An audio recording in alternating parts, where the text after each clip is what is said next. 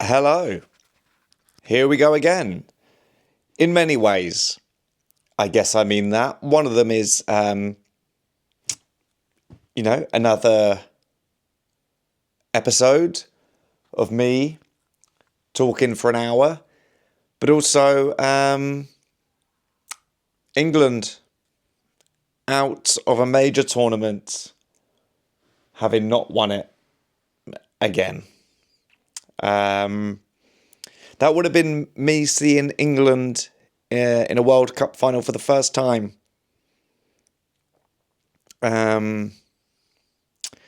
Yeah, it was tough to take because it's strange when you can just see what went wrong.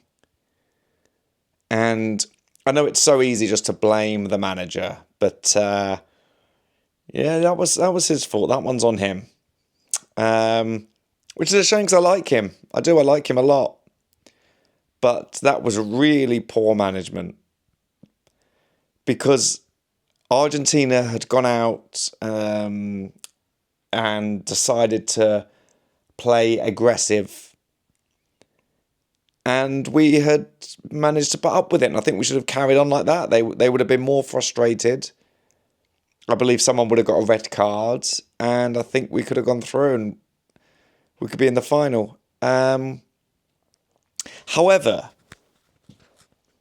and this is a very selfish take, I am ill in a way that I can't quite recall ever being ill before, where I just have zero energy, nothing. I mean, I have had that before with no energy, but this has just come out of nowhere. So yesterday, a little bit, I noticed it in myself. And I was actually supposed to go over to my best friend's house. I was going to go over and see him. And he messaged me yesterday morning to say that his daughter had been sick all night. She had a bug. So he was going to see how she was. But as soon as I saw that, I was thinking, I probably won't come over anyway for many reasons. One, if I was ill and I knew someone was coming over that night, it would you wouldn't be able to relax, even though this is just a child. You still wouldn't be able to properly switch off, knowing people were coming over. Neither would him and his wife either, I imagine, if they've got to deal with that. He sent me pictures, not of her being ill, but of she was actually a picture of her asleep on the sofa, and it was the classic being ill image of like a blanket over her with a bowl next to her, and she's just fast asleep. You know that sleep you have when you're ill? Well, I know it because I had it last night. But no, I've not been ill like that. I've not got a bug. Just unbelievable fatigue, tiredness from, I don't know what from, but so he messaged and said that, and I was thinking that's a shame, of course, because I was looking forward to seeing them, but I also didn't feel great. So I was like, okay, well, this is good because it's meant I've had to have a day off. But I still went to the gym, so I was feeling okay. I had a nap, then I went to the gym. And I felt okay. Then last night, I watched the football and I felt fine. And then, when I got into bed, I read like half a page of my book and just felt exhausted. So I slept. Then I woke up to Richard Parker at my bedroom door meowing. So I got up to, it was like 9 a.m. I didn't set an alarm. It was 9 a.m. So I got up and I fed him, and I opened the back door in the kitchen to let him out. And I thought, no, I need to go back to bed. So I went back to bed and slept for another 2.5 hours till 11:30. And then got up, and there was a bit of confusion where the back door was open.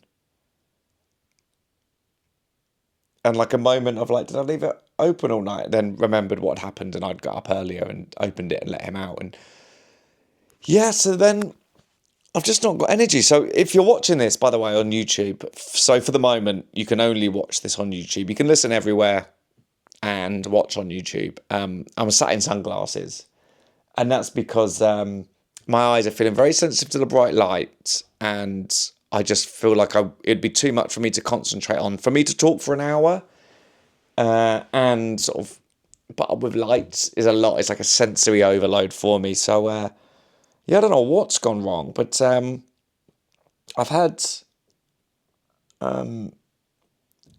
is it Anodine Extra, the one that's like paracetamol and aspirin together, and caffeine. I've had some tea. I sat in the garden, tried to get some sun, but it's not that warm. And in fact, yesterday, I'm not sure what the temperature was, but I was cold, and I was in a jumper and tracksuit bottoms, and I went out to see if I could go for a walk, and people were knocking about in shorts and t-shirts. So I should have known something was wrong then, when I was the only one sort of wrapped up warm. So yeah, I don't know what it is. So my point there was that if England were in the final, I'd be really trying to force myself to get better tonight to be able to watch it, and I'd be watching it with friends, and I'd have to be on. But for now, I can just sit in the armchair and watch the final, and yeah, don't know, get a good night's sleep. Tomorrow, I've got meetings, but my first meeting isn't until 3 or 3:30. And then another one is late. I think another one's at like 8. Yeah, don't know. Really weird, just no energy. So I was almost going to do this episode horizontal. I was going to just sort of lay down on the sofa and talk to you, but I thought, well, one, probably wouldn't be very nice to listen to, because if I laid down and started talking, I think I'd sound different. So yeah, so for the people who play the game, there's always a record behind me, and this week is Miles Davis with Kind of Blue, and I'm feeling that for 2 reasons. England are out of the World Cup, and I'm just feeling a bit ill. Sorry I didn't give you much chance to play the game there. Usually you have a moment to guess, but maybe it was obvious. So yeah, I'm one of those ones where really only rest can do it, which is strange when rest is the only thing you know you can do to get rid of it, because I'm not very good at resting anyway. So like earlier on, I filmed a reel, and I probably shouldn't have, but I just thought, but if I filmed a reel, that's not at the back of my mind, because sometimes you do get a bit of an itch. You're like, oh, I should put a video out, or if I have a video recorded, I can put that out at some point, and that's good. Then the pressure's off to have to worry about it, but I sort of can't relax until I've done something productive. And because I'm doing something productive, I'm not relaxing. Yeah, don't know what it is. So I don't know what I'll do for dinner tonight. I think I'm going to have to stop eating pesto pasta, because I think pesto does do something to my face. Even though I've tried different ones, different pestos, something happens. Something makes my face puff. It's either that, or I only eat pesto pasta when I'm not feeling great, so I associate it with it, although I do eat it every week, so maybe it's not that. Yeah. I've had a busy week, but it's been a lot of brain work. I've had to make a lot of decisions. I've got a lot going on I can't really go into, but like I'm thinking a lot about stuff, so I think it's sort of maybe a bit of like stressing me out a bit, and I'm trying to I'm the thoughts that I'm having are sort of more draining. Maybe it's a bit of that. I don't know, but I'm not good at relaxing. How do you just switch off? I have started doing like 20-minute. It's not meditation, because if I say meditation, you picture me sort of sitting up.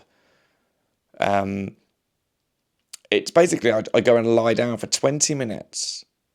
And what I do on my phone is I set like a 22 minutes, so I sort of have a moment or two to sort of get myself ready. And just lay there. And you just, you let your thoughts sort of just go. However, I think Buddhist monks, if I'm right, not to compare myself to a Buddhist monk, but I think you know the gong, the sort of like gong. I think that's to always bring you back to the present. I guess also probably to keep you awake. But I think every 5 minutes or something. If you annoyingly, my first thought then was, oh, there must be an app you can get for that. But what a sign of the times. And I bet someone is selling that as well. Meditation app, when all you have to do is just close your eyes. But it's the idea that every 5 minutes you have like that gong, and it's to bring you back to the moment. So sometimes I feel like my thoughts drifting in towards sleep, then you have to sort of grab them again and come back. And then it's nice to do though, because there's no rules. You just go wherever my mind wants to go, let it go. Then it goes there, then you bring it back and you go right, and just see what happens again. It is nice. Maybe I should have done that before this, although I might not have woken up. But God, it's lovely. I don't know what it's called, but I did read. I read Siddhartha. Maybe that's what got me into it, by Hermann Hesse. Maybe because that's to do with Buddhism. Maybe that's what got me into it. I don't know, but it's lovely. So I've been doing that just when I need to. And I've had some long drives this week, actually. So to go back to the week, I left you on the Saturday, which was the day that England were going to be playing, I'm going to have a sip of my tea, Norway in the World Cup. And still very warm, actually. So I had a show that night, had a gig that night down in Crawley, which was a strange setup because it's an outdoor gig. But it's at a rugby club, so it's called I think it's Comedy on the Pitch or something like this. So you're on a stage outside. The audience were loving it. The gig was so nice. Really lovely gig. Although something happened that's only ever happened once before in my comedy career, which was a few years ago. I was doing a gig. This is pre-COVID. And there was someone at the gig who was clearly sort of feeling themselves a bit like I'm doing well for myself. They'd just been nominated at Edinburgh for the Comedy Award, or Newcomer or something. I think Newcomer. And I remember the way we were sort of like peers, I guess. Then they'd been nominated. So then suddenly they were talking to me in a way that they were like superior. Is that the word? I guess. You know, and that's fine. You know, however they're sort of feeling at that moment, that's fine. I didn't judge them on that. But I was compere or MC or host of the evening, whatever you want to say. This is a gig in Banbury in Oxfordshire, and I was just sorry. The reason I paused then is Oxfordshire. I don't think you can say Oxfordshire without sounding posh, because I sounded really posh when I said it. I was at Banbury in Oxfordshire. Noticed I sounded quite posh, and then thought, can I imagine anyone saying Oxfordshire without sounding posh? Where'd you go Saturday? I just went Oxfordshire. No, it's going out Oxfordshire, isn't it? Oh, maybe you can. But I went on stage, brought them on. They did their set, fine. Then there's a break. So this is the gig in Banbury in Oxfordshire. And this is the first time it happened. What happened was, after the break, I went back on stage and I was hosting, talking to the audience, and the act went to leave, but they had to sort of walk along the side of the audience to get out because the door in the venue was just right by the stage. And they turned and sort of shouted bye to everyone. And I think they were sort of in their mind, you know, they're like a thing now, and maybe the audience were like, wow, we were there with them. I don't know what he was feeling, but he sort of said bye to everyone while I was like in the middle of talking on stage. Just a big bye to them all. And so I think they sort of bye, and then he left, and I think I must have commented on the fact that it was an odd thing to do. Anyway, I was at this gig, and so this one, this gig in Crawley, I was a headliner, so I was closing the gig. There's different terms you can use, like MC, compare, host, headline, closing the gig, whatever you want to say. Anyway, so there was a host, an act had been on before I got there, then a break, then the middle act, and then me.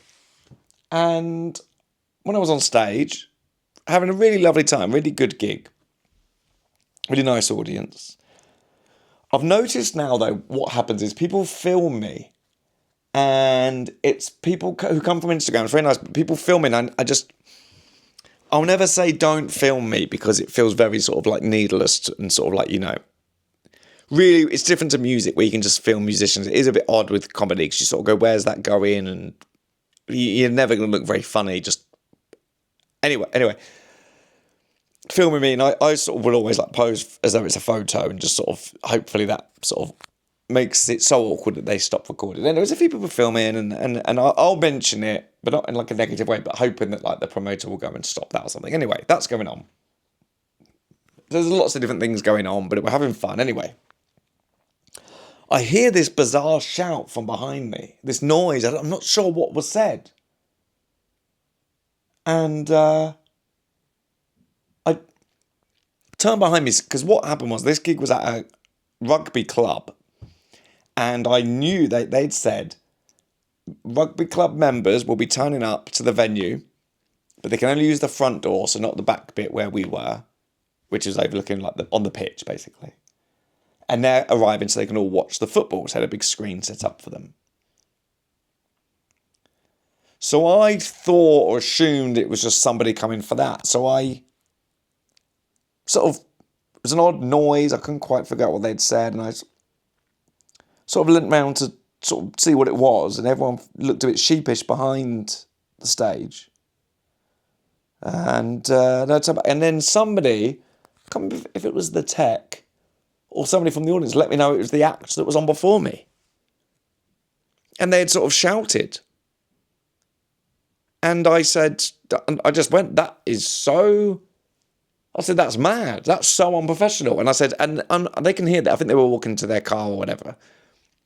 So they'd be able to hear me in the car park. So I said, I'm aware you can hear this. That was unprofessional. In a jokey way, but also just so you know. They sort of heckled me, and it was really odd thing to do. Only twice it's ever happened. Really strange, just one of the other acts. I can't even tell you what they were saying. It might have been a bye to everyone again. Maybe it was that happening again.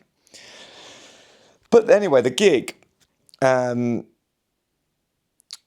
got back on track. It's fine. It's obviously if it's an audience member heckling you, that's one thing. But when it's the other act as they're leaving, and then I think it made everyone in the crowd feel a bit awkward. Like, what do we do with that? That was odd. And anyway, it was nice. But the comedy was going to be finishing 10 minutes before the game kicked off. So England v Norway kicked off at 10 p.m. The gig, you can do the math, but the gig was going to finish at 9:50, and I thought everyone was going to be staying to watch it at the rugby club, but then I sort of messaged the promoter, and that wasn't the case. So I thought, actually, I could probably drive home during the first half, listen on the radio, get back in time for the second half. And I thought, you know what? It's all about experiencing the game in different, unique ways. So yeah, I'll do that. Glad I did, because nobody from the gig was staying. They all poured out. And I managed to get back in time for the second half. And I managed to drive past a pub just as England scored. So, toot the horn and everyone's going crazy. Really, really lovely. So, nice experience for that bit. The second half was good. Good game. Yeah, good game. And then Wednesday happened, and just not the same. But last night was the third place game, which I had zero interest in. Wasn't even going to watch it, but I sat down on the sofa just about a few minutes before kickoff, and I thought, well, let me have a little look. And it was brilliant. Probably one of the best games of the tournament. The final, I think, has got a lot to live up to. Because it's one of the best games of the World Cup. 10 goals. And England playing in... And I get it, with England. They talk about the weight of the England shirt. The media aren't very nice. Everyone's scared to make mistakes. You can feel it. And they don't just play without the... I don't know, what's the word? Off the leash, I guess. You can feel it. You can see it. They're so scared to be the one. Apart from Jed Spence. He just sort of goes for it. But yeah, lovely. So it did make me feel better, actually. And I was thinking, what? I feel bad for the players having to play in this game. And then, everyone just made a party of it. Really fun. And I think, as I was watching it, I was thinking, I think this game's so good, it's actually going to make the third place game a thing going forward, because I think everyone's going to enjoy it, because it was really, really fun. We were in it again, when were we in it before? 2018. Yeah, we got knocked out in the semi-final there, didn't we? Yeah. Is that right? Yeah, I think so, yeah. I didn't even bother watching that one. But yeah, it was brilliant. But it did mean I went to bed after midnight. So I had a few gigs this week. I had one in Monmouth in Wales. I was on with... I guess this probably will only really mean stuff to people in the UK. Maybe I was on with Ross Noble. Ross is from Newcastle. Is he? Or was he South Shields? I think he's Newcastle. Was he Sunderland? Oh, God. From the north. Oh, no. Sort of does sort of a lot of improv. His show is like all going off what's going on in the room. So I'd never met him. So that was nice when I saw him. Didn't watch him. I left. I went on first. Just did half an hour. Working up some new stuff. And it was nice, actually. It's nice when you feel relaxed on stage. And you can just sort of come up with some new ideas while you're up there. And I kept doing that. So that was nice. And when I record it always, I've got like an Apple Watch that I only really wear on stage. And I wear it because I hit record when I go out. So I can... I use it as the timer and also in case I say anything different. And it was one of those ones that I was like, oh, I'll listen to this one. Because what happens is you'll say a new joke or you'll try something new and then you'll go, great, remember that one for tomorrow. And then you get in the car and go, just don't have a clue what that was. No idea what I said. So you have to listen back to it, which is probably the least fun part of the entire bit of my job. I would say even less fun than driving to the gigs in traffic on a Friday night. Friday night I was in Milton Keynes. I was on with, who was I with on Friday? David O'Doherty. Lovely man. I'd only really met him recently when I went to Ireland. When I did Kilkenny, he was on there. So it was good to see him again. And yeah, we did the stables in Milton Keynes. Again, half an hour, working up some new. Really nice, productive. It's good. Sometimes you get to a point in your career when you've got like a 20 minutes or something and you just do the same 20 minutes for ages and it doesn't feel very sort of creatively nourishing. But I'm working up some new stuff, even though this tour is far from over. It's just nice to be ready for the next one. Sorry if I sound really downbeat when I'm talking. It's just this tiredness, this fatigue. I'm just feeling funny. Yeah, I'm gonna have another sip of my tea because the last sip I had was 10 minutes ago. Perfect temperature now. So that's 24 minutes later. Because I made it I finished making it seconds before I started recording. Yeah, really good tea, actually. I've changed my diet up. So as we know from Mondayas and double oaters, I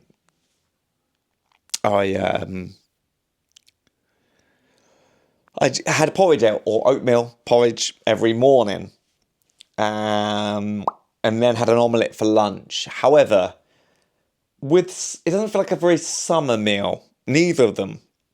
So I've changed to my summer diet, which is a new thing. And this is this really good sort of very seedy, dense, organic bread thing I found by a company called Dillon's Organic, who are going to send me some stuff, which is very nice because it's expensive, but it's good. It's good, and it's not. It doesn't really feel like you're eating bread, to be honest, because it's so sort of just seed. It's sort of just it's gluten free, but it's like seeds. There's one of them that's sort of got olives or something in it, I think it said. I also have avocado on that and a cup of tea, and it's so that's my breakfast. Then I for a snack I've been eating watermelon. Then for lunch I now have 2 boiled eggs, raw pepper sliced up, some cucumber and 2 crackers. And I think I found my sort of summer diet. And I like routine. If you're listening to this, if this is... if this is your first episode. Blimey, apologies. It's nice. I've got my a routine, and I think... in fact, as I was on my way back from my gig in Milton Keynes, I stopped at a shop around the corner for me. It's like a Whole Foods-esque sort of shop thing. I thought it closed at 11. I ran in there like 3 minutes to 11. Turns out they're open until midnight on Fridays and Saturdays. Had no idea, but what a way to find out. I said, I never knew that. He went, yeah, weekends open until midnight. I said, there's definitely been times I've been at home after 11 and I thought, I've missed the shop. I could have gone in. So anyway, as I was driving past, I parked up, I ran in, and I picked up some stuff. And he went, that's very healthy. And I went, I'm on a health kick. And he went, you do look good. You look slim. And I was like, that is everything I needed. When someone says something like that to me, though, my first thought is, I should just eat a chocolate bar then. I should just treat myself then, because I've earned it. Anyway, as I was coming out of the shop, going back to my car, and it's very close to where I live, but because I thought it was closing at 11, I didn't think I had enough time to park my car and go back there. So I crossed the street to where my car was, and there were these girls walking up the street, and one of them was sort of like coughing, sort of laughing, coughing, that sort of thing. I'm not going to do it down the microphone. And I sort of looked and smiled because you could tell she was like really obviously having a good time with their friends, and that's nice to see. So I smiled. And then I got back, sat in my armchair with my healthy treats, and checked my DMs, which I rarely do, but I checked the request folder. And I don't know why, I never really checked this. Request, quite hard for me to say actually, request folder. And I had a message from a girl saying, hi neighbour, I've seen you around a few times, but I was the laughing, coughing girl you just walked past. So I thought I'd say hello. So how nice is that? So sort of made a friend. She's off to Tokyo today. So we've been messaging. Very nice. She just said, she's off to Tokyo. So she was flying there today. She was going to miss the final. That was it. Yeah. Cool. How crazy is that? I said, I've always wanted to go there. She's going for work as well. Like, whoa. Brilliant. I think she does something for Formula One or something. So I guess they've got a Grand Prix there next. Is that what's happening? Let's check. Let's have a look. Grand Prix.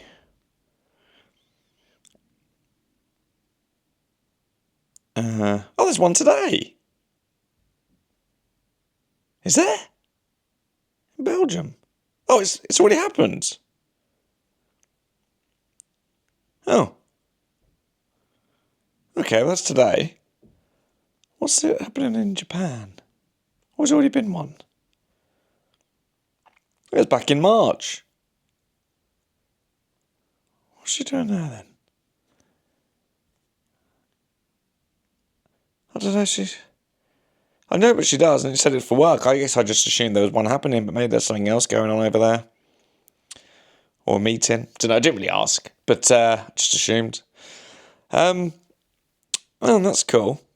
Yeah, what a nice way to make a friend. Anyway, I also did on Sunday, last Sunday, so Saturday I was in Crawley. Sunday I was in Cambridge at the Comedy Garden. And there was a Mondaia there. And a Mondaia gave me some gifts. Maybe some flapjack, gluten-free flapjack, which made me very popular backstage. So thank you for that. I mean, it was the sweetest flapjack I've ever tasted in my life.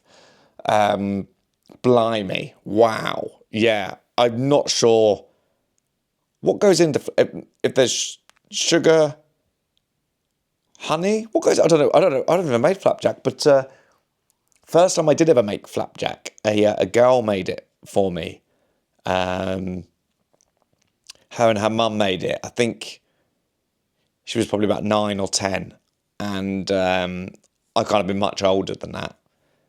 And they burnt it, but I didn't know that. So for years I thought flapjack wasn't very nice, so I just didn't ever eat flapjack. I thought, I can't understand why people like that, but it turns out it's because they made it badly. This was very sweet, and I got some other gifts. Let me just grab the bag quickly, and I'll show you. Oh dear, my energy levels are just not through the floor, I guess. Let's have a look here. So, I got this book here, pink book called No Hands by Ryu Vawakel. May have said the name wrong there, but it's very cool looking. A photography book of the World Cup that was in Brazil in 2014, is that right? Yeah, South Africa 2010. 2014. Where was 2018? France? I think it was in France. Really cool book. Signed as well. This book is dedicated to everyone who believed in me and to Zlatan because he wasn't there. Is that Ibrahimovic? Zlatan Ibrahimovic? I was told it was signed. Chapter 1. 11.2 million. I don't know what that means, but is that how many people went out there? It's a very cool book. Really nice sort of street photography of like people playing football in Brazil. I'm just showing it to the camera there if you're watching. And then like children playing in the streets. Maybe it says that. Then at the end it says number of unregistered football players in Brazil. So I think they give you a number. Then by the end of that chapter, they tell you what that number means. And this chapter 2 is called 10, number 10. And there's loads of number 10 footballers. So you've got Messi playing there. Somebody with Argentina. Messi on. Ronaldinho, number 10. It's all the famous 10s. A really cool photo. Really lovely. The most popular number in Brazil. So at the end of each chapter, it tells you what that number means. Brilliant. Yeah, lovely. So thank you. What a thoughtful gift. Where's the signed bit? Oh, yeah, down here. Yep, signed. Lovely. Really nice. And I got this other book, which came in the same don't know what to say, same parcel, called Here We Go Again, Unpublished Letters to the Daily Unpublished Letters to the Daily Telegraph. Now I don't fully understand what that means. Oh, bit of I'm not sure how many of you are going to like this. In the inside of the book, it says, to Jake, love from your number one Mondaia. She's thrown the gauntlet down, as Julian said. Number one Mondaia. Does anyone else want to rival that? I mean, she has bought me some lovely gifts. So these are all letters. So what do you mean they're unpublished? Let me have a look. What does that mean? Unpublished letters. Why are they unpublished? So these are letters that people send into the Daily Telegraph. Introduction. Crisis. Which crisis? Anyone writing to a newspaper in 2022 needed to be specific. So much happened and kept on happening that even the shrewdest observers might have struggled to keep up. The first 4 months alone saw mass protests in Canada, spike in COVID-19 cases, the Russian invasion of Ukraine, fuel shortages, Storm Malik and Storm Eunice. By the summer, inflation and tempers were rising with alarming speed, with much of the public sector in disarray. The British people took in refugees, battled on through strikes and baked under a heatwave. In Westminster, an array of scandals, most of them ending in gate, threw the government into chaos and unseated Boris Johnson. Wherever one looked, something seemed to be falling apart. In their letters to the editor, Telegraph readers prevailed on Larry the Downing Street cat to intervene. Others began constructing their own fantasy cabinets to restore harmony, perhaps drawn from the common sense group of the Conservative MPs, or better still, the cast of the repair shop. Everyone, regardless of background or political affiliation, became sick of the word unprecedented. Regrettably, no other word would do. There were lighter moments. The Wagatha Christie libel battle kept headline writers and lovers of soap opera happy for months. The Winter Olympics briefly turned everyone into curling fans, and Glastonbury went ahead for the first time since 2019. The nation came together to mark 70 years under Queen Elizabeth. I'm remembering this year now. When it said 2022, I was like, wow, what happened that year? And then suddenly you go, wow, isn't it? Do they do that? You know, when you're younger and you read like I used to love the Beano and the Dandy, and there was always like the annual. Do they release an annual at the end of every year to go, here's everything that happened, so you can look back and go, oh yeah, that was that year?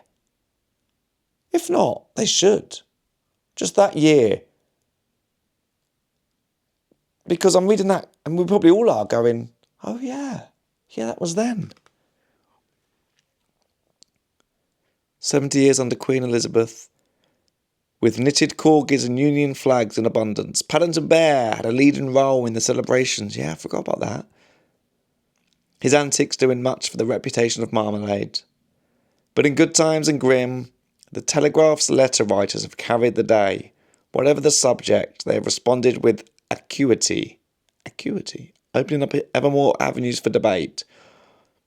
Why, someone wonders, can't Vladimir Putin emulate another megalomaniac and retire to play billiards on St. Helena? Can a Prime Minister really be ambushed by a cake? And what happens to coronavirus variants after we polish off the Greek alphabet? We on the letters desk have benefited from all manners of insights. One reader finds a parallel between the Tory leadership candidates and the Gloucester Canaries that he once bred for show. There is wry recognition for Neil Parish MP, who got into trouble looking for tractors. I think that was the guy did he say he was looking for tractors and he was really looking at something rude or something online? Nicola Sturgeon, the England men's cricket team, Sir Tony Blair, Will Smith, Chris Pincher and Rafael Nadal's underpants have all come under scrutiny. Few, if any, have emerged unscathed. Naturally, there is life beyond the headlines.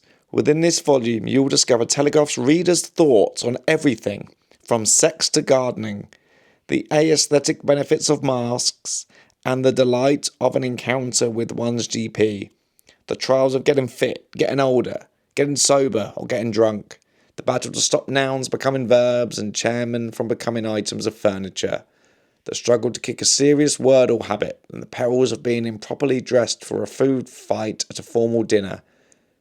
In a tumultuous year, the letter writers have maintained their good humour and best of all their delightful eccentricity. I hope you will enjoy their company as much as I have. As ever, I must thank all our correspondents and my colleagues on the letters desk, in particular the letters editor, Christopher House. Thanks also go to Rachel Welsh for casting her legal eye over everything. Here we go again. Kate Moore. Oh, so there's people who've sent in letters, ones they don't publish in the...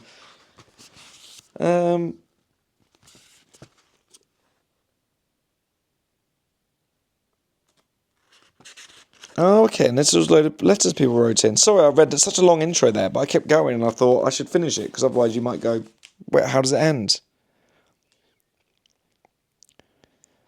Okay, so it's stuff like this. John Godfrey from Hertfordshire wrote, I really think they ought to include a none of the above option on the ballot paper. It might even come out top. Stuff like that. Lovely, lovely. So these people just take the time to write in. It's crazy they do that now with the internet. I mean, maybe these are emails.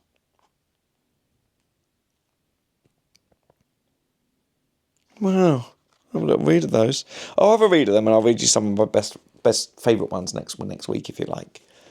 Blimey, 40 minutes. I better get onto the comments. Sorry, you can maybe tell that I'm ill. So I'm a bit all over the place. Let's have a look.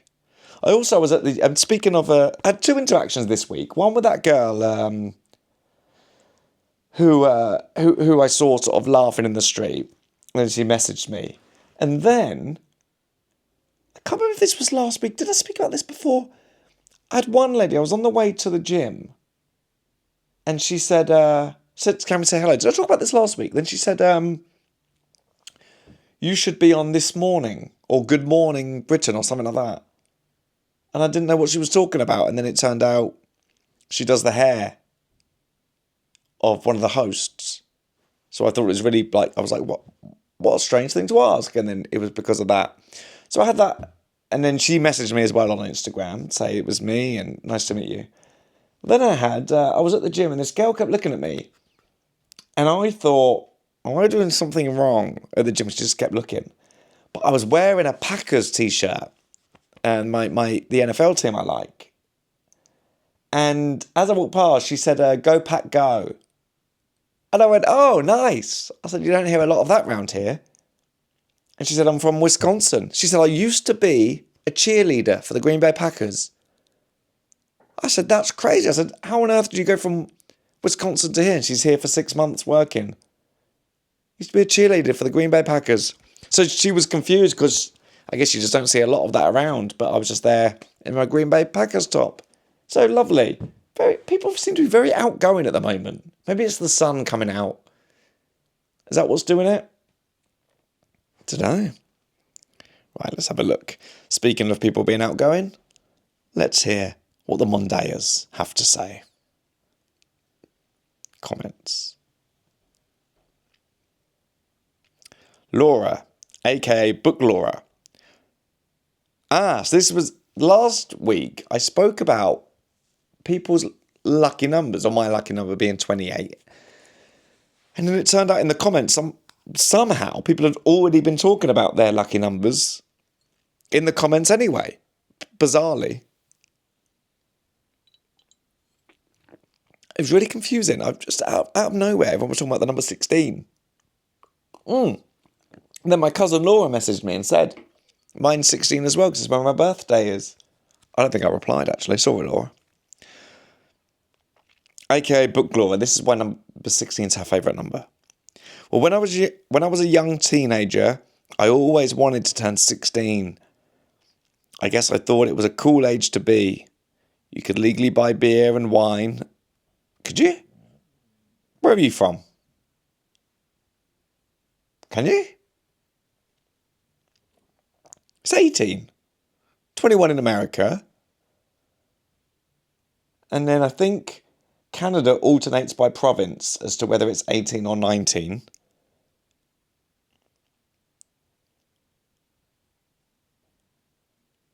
Huh. Where are you from? I wish I could stay 16 forever, but unfortunately that's not how life works. Do you really? I did not like being 16. You have to start working. Also, you're not fully formed. You're like, clothes don't fit you properly. They didn't fit me properly anyway. No, I'm always happy to be the age I am. Actually, because I think people do find an age and they seem to believe that that's when they're the finished product. Especially now you're watching the World Cup and they're talking about some 37-year-old footballer being ancient or whatever. You're never the finished product. So don't ever wish to be back younger than you are, or wish you could say a certain age that you are. You're never the finished product. The finished product is at the end when you've got all these stories to tell and this life you've led, and that's how you look. That's the final thing. It's actually I read it in that Siddhartha, that Herman Hesse book. It talks about everyone's a river, and so whether that water's at the top or the bottom of the river, whether which part of the river it's flowing down, it's all part of the same river. So you are 16 somewhere in time. Also, it's was it Slaughterhouse-Five by Kurt Vonnegut, where it talks about you are every age all at once. Everything's happening. We see it as a timeline because it makes sense to us, but everything's always existing. Similar thing, I guess. Looking back, it was also a really exciting time in my life. I also just think the number 16 looks nice and has a nice ring to it. Well, think about this, Laura. What about when you're 61? How that'll look? It's that, but there. And you look back and go, wow, look at everything I've achieved. How little I knew then at 16. Look now.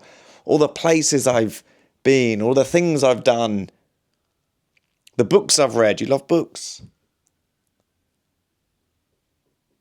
And it's still the number. Number's there. Bang. Claire.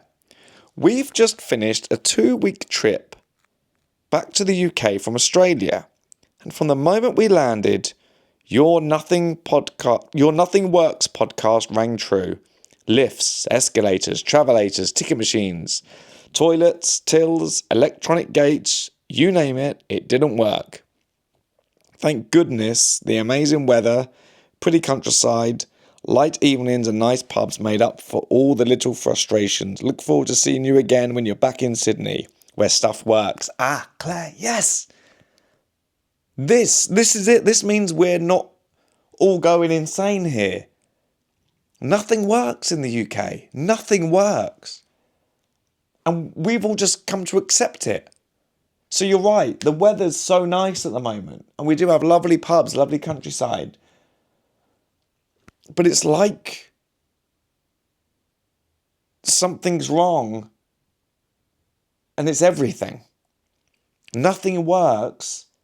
And it's why I think England has this sort of sense, or the UK has this sense of like anger. There's so many people here.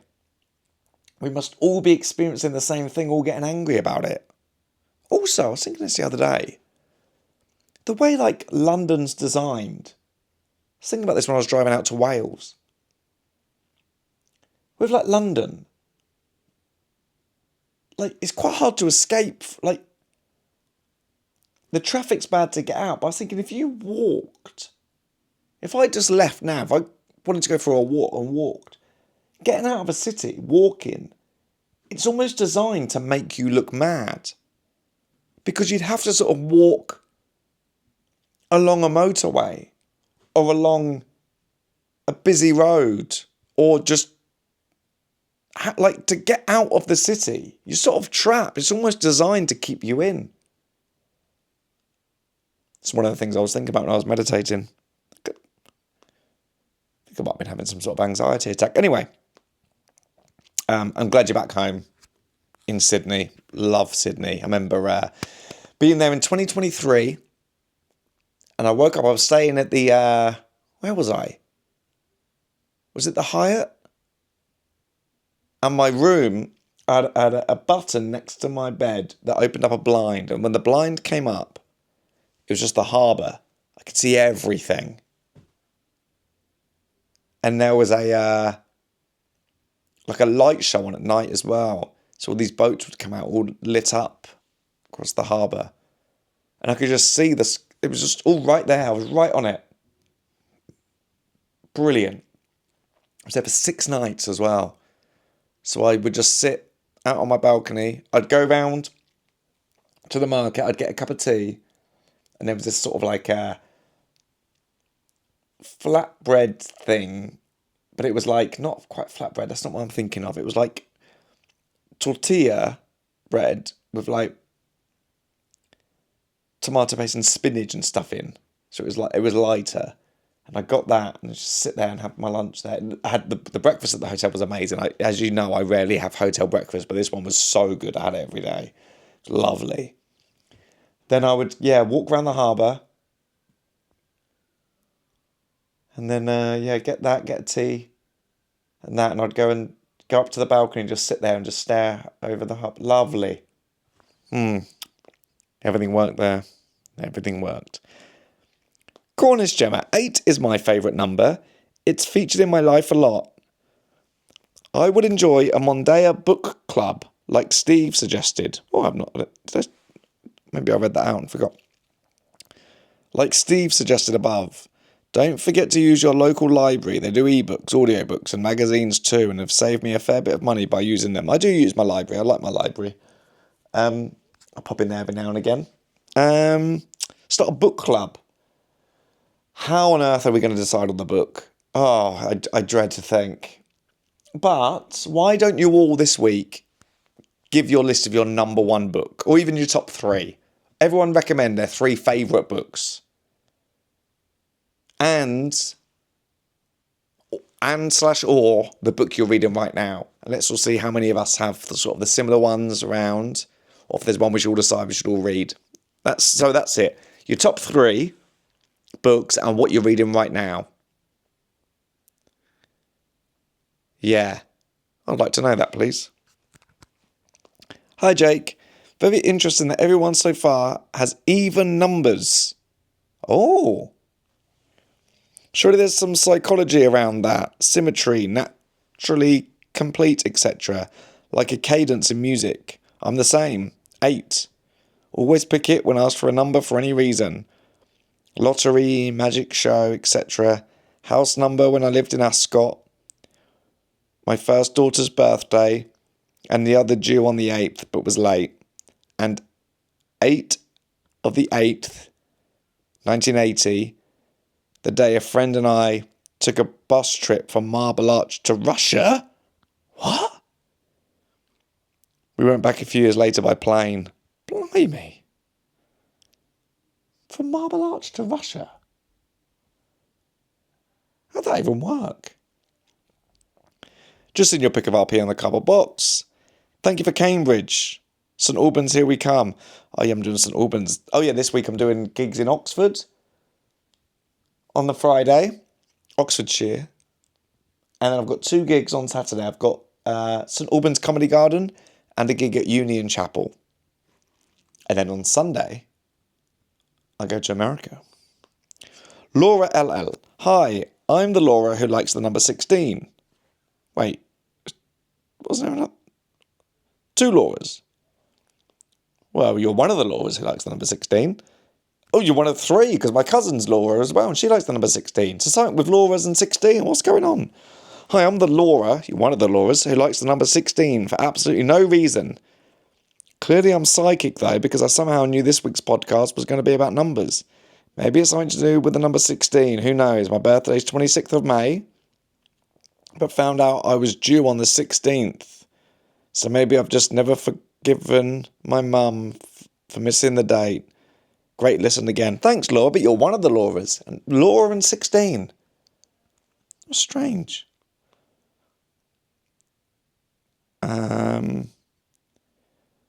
Congrats on you and the rest of England for winning on Saturday. This is aged badly.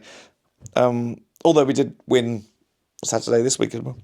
I'm so proud of our Norwegian team, and later this evening, Monday, the team are going to show up in Oslo City and be greeted by thousands of Norwegian fans in front of the Royal Castle. And of course, they are going to RO. Row. It's just the letters R and O in capitals that confuse me. Row. And then Julia's replied, some friends were in Oslo for that. Amazing. My daughter is at uni in Gdansk and had lots of Norwegian friends. What a cultural group. 12. We got Steve here. 12 is my lucky number. Well, he's just put mine. But I like all the 12 times tables too. I don't know why. 7's my favourite times table. 7, 14, 21, 28, 35, 42, 49. 50. I really like it. I don't know why. You should start a Monday book club. Oh, you're the Steve she was talking about. I've really got my read back on this summer. Secret Life of Bees. I've heard a lot about that. I forgot that. I've heard a lot about it. Secret Life of Bees. Eleanor Oliphant is absolutely fine. Yep, I read that last year. Life of Pi. Thank you. From Your Talk on Richard Parker, Midnight Library. Yep, Matt Haig. I read that. Actually, I think I read that in 2022 when everyone was writing into the Telegraph. Our Man in Havana. I started to read that. I think I actually picked it up from the library. But I never finished it. I don't think I've ever properly read a Graham Greene book. It's Graham Greene, isn't it? Let me just check that. In case I went to sound smart and actually sounded really stupid. It's Graham Greene, isn't it? Graham Greene, Our Man in Havana. In Havana. Yes. Phew. Should I read it then? Our Man in Havana and the Zen and the Art of Motorcycle Maintenance. Is that like actually that, or is that like what's the book? A Brief History of Tractors in Ukrainian. I remember reading that. I read that in 2017, I think. Was it 2018? But yeah, I picked it up from a charity shop. But obviously, it's not actually about that. Is that the same thing? Going to do another Matt Haig next, I think. What's the one he's got? He's got one. Is it like a dog looking up the sky? It's called like The Humans or something. Is that his? Love this podcast. Hope it goes beyond episode 52. Thank you, Steve. Bryony04. 4 is my lucky number. Well, I can see it in your username, Bryony. Bryony04. 4 is my lucky number. I was born on 4/4 at 10 to 4. My brother and I are 4 years apart, and our birthdays are 4 days apart.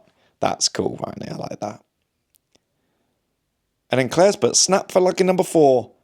I was also born on the 4th of April, and my twin was born 16 minutes after me. So 4 lots of 4 minutes. So it's always felt special. I love that. Yeah. But you're right. Who was it? Was it Julia that noticed everyone's got even numbers? Although I do have a friend called Luke in Canada, and his 3 is his lucky number.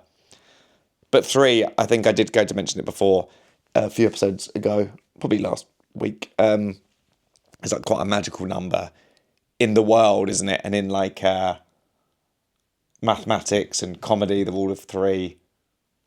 Just 3 is there's something about 3. Maybe it's like like when you're looking at the clock, 5 is like an honorary even number. Like 5s, 10s, 15s, 25 sort of becomes, it seems even for some reason. Probably because it splits into 5s. Anyway, but yeah, his is 3. And I always like that. 3's a good one. I like 28 and then 3. Very cool looking number as well. Let me just quickly check the YouTube comments. I can't believe how long I've done. Because I am tired. Okay, here we go. You helped me get back into reading a little with the Lucy Foley books. Oh, great. Lucy is one of my favourite authors and has become a good friend of mine. So that's very nice. So thank you for that. I've always enjoyed a lot of crime, suspense, and I went through all of Lucy's books very quickly. I'm on to Richard Osman's and his Thursday Murder Club books now. Lucy Foley's brilliant. I recommend all of her books. Actually, my favourite / lucky number is 4. Similar to you in terms of backstory. No specific reason why, but I always just liked the number. And then things started to always seem to happen in 4s, or 4 always came up somehow, so it stuck. Had numerous 4s in my childhood. House phone number, multiple 4s in my childhood. Home postcode. Now I've moved out. I've got a 4 in my house number. Just little things. That's it. You just notice it following you around. 4. When my son was born, I was allowed to choose the date, brackets, C-section. It was May 2005, and I really worried that 5 is an unlucky number.